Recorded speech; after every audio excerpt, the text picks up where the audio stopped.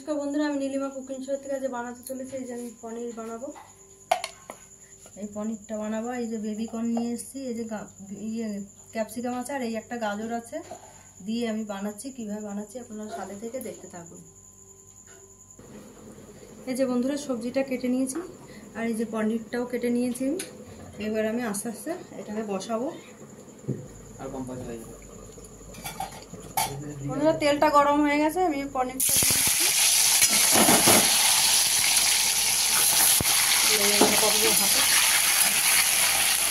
পনিরটা হালকা করে ভেজে নেব।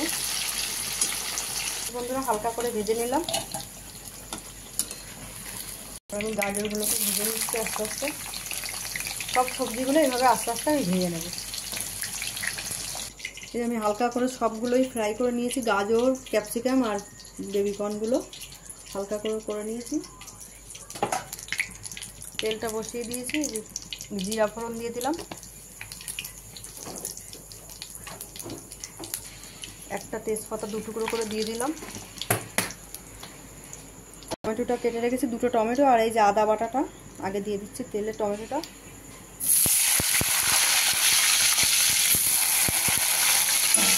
নেড়ে করে তারপর আমি আদাটা দিয়ে দেবো। এবার দিয়ে দিচ্ছি আদা বাটাটা,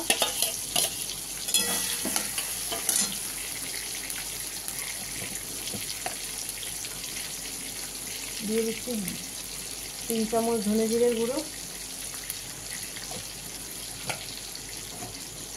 দিয়ে দিচ্ছি 1 চামচ লঙ্কার গুঁড়ো, দিয়ে দিলাম পরিমাণ মতো নুন, পরিমাণ মতো একটু মিষ্টি। কষবো, কষা হয়ে গেলে তারপর সবজিগুলো দিয়ে দেবো। এবার দিয়ে দিচ্ছি সবজিগুলো এক এক করে, দিয়ে সবজিটাকে দিয়ে আমি কষবো।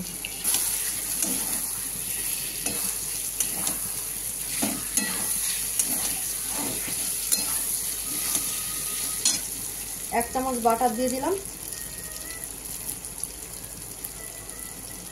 এইভাবে আমি এখন কষবো, কষে নিয়ে ভালো করে তারপরে আমি অল্প করে জল দেবো। দিয়ে দিচ্ছি অল্প করে জল পরিমাণ মতন, এটা সেদ্ধ হওয়ার জন্য। এবার দিয়ে দেবো ঢাকা।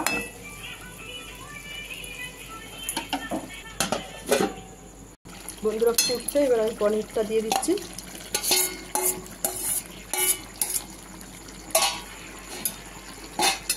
সাদা তেলে করলাম বাটার চিলি পনির।